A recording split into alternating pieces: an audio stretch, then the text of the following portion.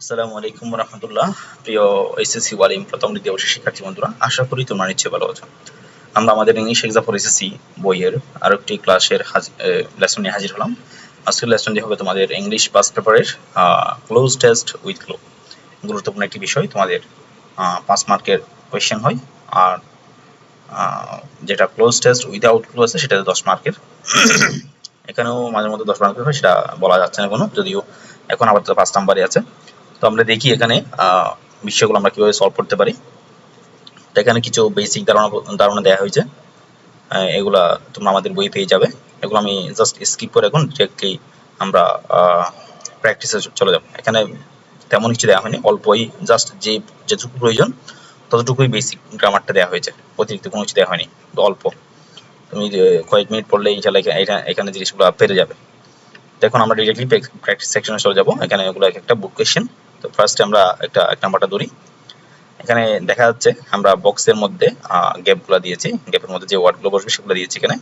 এরপরে হচ্ছে তোমার প্যাসেজগুলো হচ্ছে এটার বঙ্গানুবাদ, সাথে তোমাদের শব্দগুলোর অনুবাদ দিয়েছি, এবং এরপর হচ্ছে উত্তরের বিস্তারিত ব্যাখ্যা। তো আমরা ফার্স্টে আজকে এখান থেকে একটা লেসন দেখব প্র্যাকটিস সেকশনে। প্রথমে আমরা একটু দেখি, Rukiya is a Bangladeshi girl dash. এখানে ড্যাশের মধ্যে কিছু ছিল, আমি ডিরেক্টলি এখানে বসিয়ে দিয়েছি। এগুলো যেগুলো আনসার সেগুলো কিন্তু এখানে বোল্ড করে দেওয়া আছে। তোমাদের আনসার খুঁজতে আবার অন্য বইতে যেতে হবে না বা অন্য কোথাও যেতে হবে না, জাস্ট তুমি এখানেই জিনিসটা পেয়ে যাবে, এবং কেন হলো আনসারটা কেন হলো সেটাও ব্যাখ্যাও তুমি নিচে পেয়ে যাবে। জাস্ট ফার্স্ট আমরা প্যাসেজটা পড়ে দেখি। Rukia is a Bangladeshi girl dash is about to finish school but she has no hopes of dash on to college.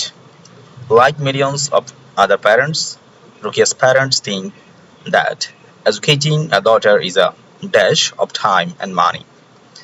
They have that dash decided, sorry, they have dash that they will now marry her off and use their dash resources for their son's education. Rukia used to dash about lessons and tests, but now she worries more about getting dash and having children.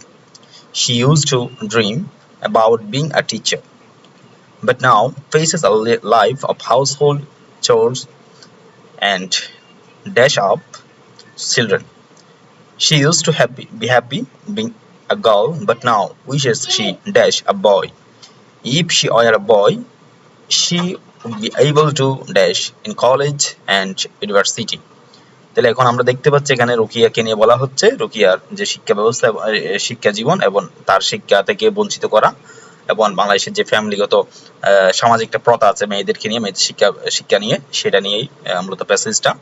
এখানে আমাদের বক্সের মধ্যে scarce, educate, value, go, bring, study, waste, married, decide, work, be, that, hope, worry এই ইত্যাদি শব্দগুলো দেওয়া আছে।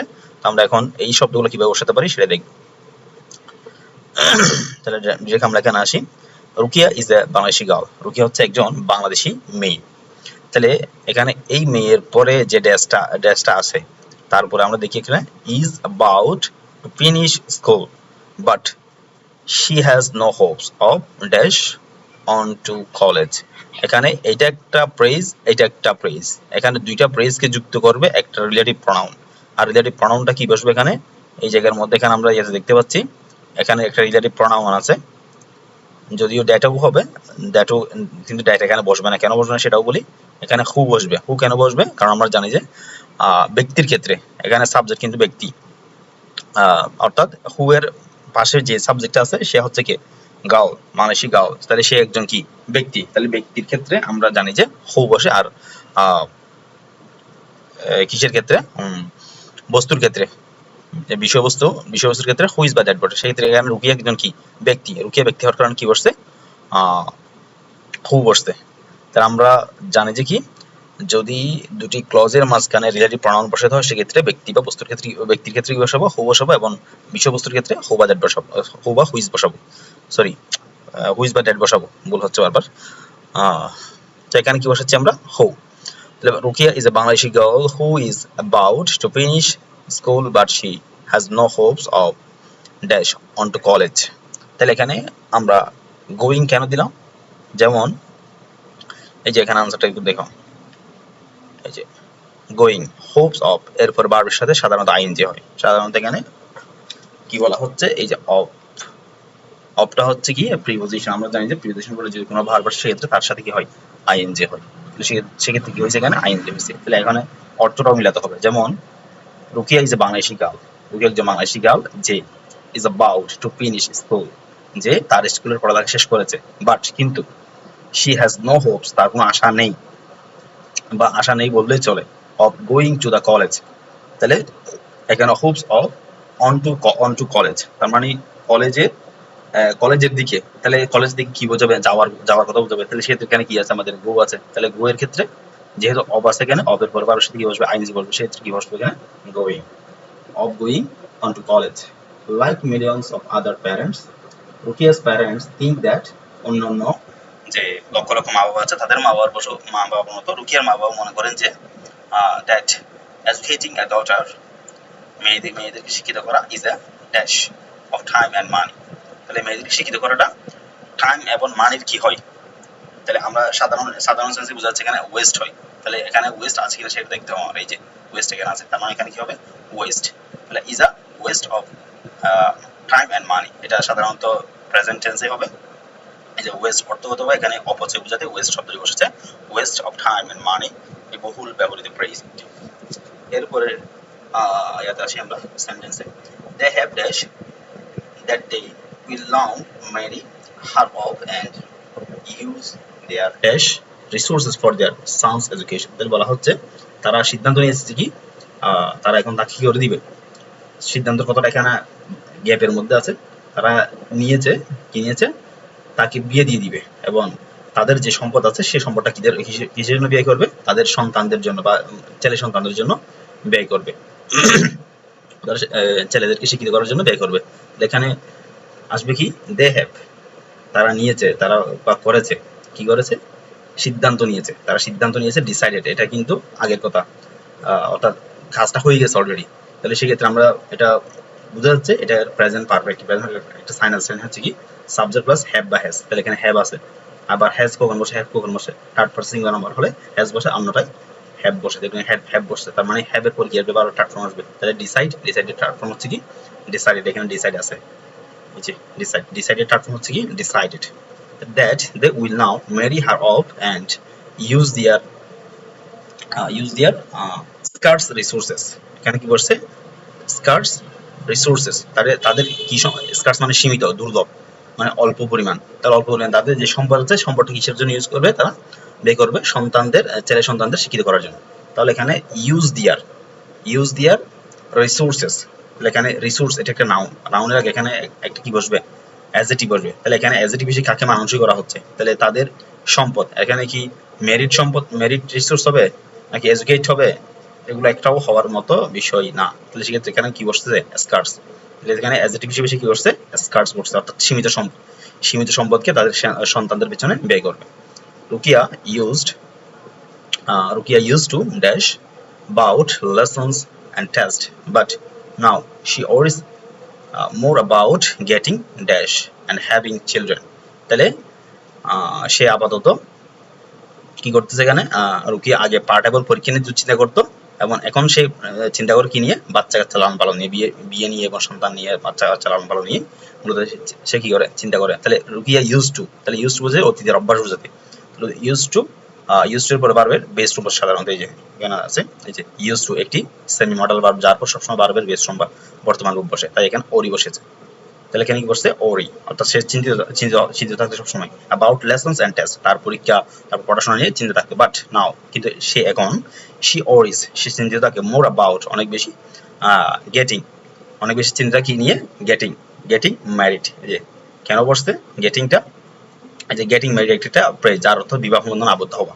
তাহলে গেট ভার্বের পর বিয়ে হওয়া অবস্থা বোঝাতে ম্যারিড বসেছে। তাহলে অবস্থা বোঝাতে কি বসেছে এখানে, ম্যারিড বসে, গেট ম্যারিড। তাহলে getting married and having children. She used to dream about being a teacher. সে স্বপ্ন দেখতো কি হওয়ার, একজন শিক্ষক হওয়ার। But now faces a life of household chores and dash up children. তাহলে এখন তার জীবনে কাটবে কি করে? ঘরের কাজ এবং সন্তান লালন পালনের আশঙ্কায়। তাহলে এখানে হাউসহোল্ড সোর্স অর্থাৎ সে কাজ ঘরের কাজ করবে, তারপর হচ্ছে আপ চিলড্রেন অর্থাৎ সন্তানদেরকে লালন পালন করার ক্ষেত্রে, তাহলে সেক্ষেত্রে ব্রিং আপ বসবে, ব্রিং আপ। এই যে এখানে ব্রিং আছে আমাদের, কোথায়, এই যে ব্রিং ব্রিং। তাহলে কেন বসছে ব্রিংটা? এই যে দেখো ব্রিং অ্যান্ড দিয়ে দুটি সমজাতীয় শব্দ যুক্ত হয়, যেহেতু আগে হাউস হোল্ড সোর্স অর্থাৎ ঘরের কাজকর্ম আছে, তাই পরের অংশটি ব্রিঙ্গিং আপ বা লালন পালন করা অর্থে শব্দটি কি অর্থপূর্ণ। এই জন্য এখানে কি বসেছে? ব্রিঙ্গিং বসেছে, হাউস হোল্ড সোর্স। এই যে এই জন্য কি বসছে এখানে অ্যান্ড ব্রিং, অ্যান্ড দ্বারা এই সমজাতীয় ওয়ার্ড, অর্থাৎ যেই যেই পার্টস অফ স্পিচ হবে সেম পার্টস অফ স্পিচ পরের ওয়ার্ডটাও হবে। তাহলে সেক্ষেত্রে আমরা কি বসাতে পারতেছি এখানে? Bringing up children. She used to be happy being a girl, but now wishes she dash a boy. তাহলে বলা হচ্ছে সে মেয়ে হয়ে আগে কি ছিল? খুশি ছিল, এখন সে ইচ্ছে করে যদি সে একটি ছেলে হতো। তাহলে এরকম কোনো কিছু ইচ্ছা হওয়া জিনিসটা অসম্ভব, সে হতে চায় বাট অসম্ভব। আমি যদি বলি যে আমি যদি আকাশ উঠতে পারতাম, কিন্তু এটা আমার পক্ষে অসম্ভব, এরকম অসম্ভব কিছু হলে এমন যে সে যে করতেছে এখানে ইচ্ছা করতেছে, উইশ করতেছে কি আমি যদি ছেলে হতাম, সেক্ষেত্রে এটা কিন্তু অসম্ভব। এরকম অসম্ভবের ক্ষেত্রে সাবজেক্টের পরে অয়ার ইয়া হিসেবে কি বলে বিভাব হিসেবে অয়ার বসে। এখানে এই যে বি আছে, বি মানে হচ্ছে অ্যামিজার ওয়াজ অয়ার, তাহলে এখানে ওয়াজ বসবে নাকি অয়ার বসবে? তাহলে কি বসবে? অয়ার বসবে। সাধারণত যে কোনো সাবজেক্টের জন্য অবাস্তব কল্পনার ক্ষেত্রে বা অবাস্তব কোনো কথার ক্ষেত্রে সেক্ষেত্রে কি বসবে? অয়ার বসে। এই যে এখানে আছে দেখি, এই যে অয়ার এটি একটি আনফিল্ড উইশ, অবাস্তব ইচ্ছা। গ্রামারের নিয়ম অনুযায়ী কোনো অসম্ভব ইচ্ছা প্রকাশ করতে উইশ এর পরে সাবজেক্টে যাই হোক না কেন বি ভার্ব হিসেবে কি বসে? অয়ার বসে। তাহলে এখানে কি বসছে? অয়ার বসছে, were a boy. If she were a boy, যদি সে একদম বালক হতো, শি উড বি এবল, সে কি হতো? করতে সক্ষম হতো, কোনো কিছু করতে সক্ষম হবে, মানে এবল টু। তাহলে এবল টু আমরা জানি যে টু এর পর কি বসে? ভার্বের বেস ফর্ম বসে। তাহলে be able to study in college and university.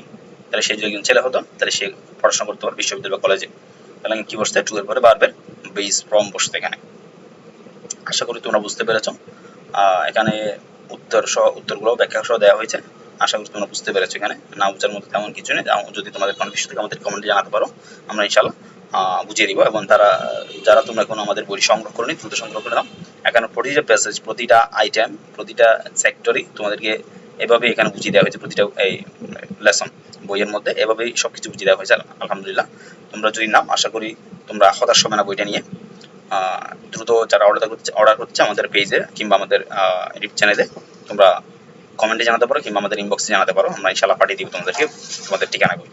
ধন্যবাদ সবাইকে। এবং বইটি আমাদের কাছ থেকে ছাড়া অন্য কোথাও পাওয়া যায় না, আমরা অনলাইনে বা অফলাইনে কাউকে দিইনি, জাস্ট আমাদের কাছ থেকে ইংলিশ এক্সা থেকেই বইটা সংগ্রহ করতে হবে। ধন্যবাদ সবাইকে।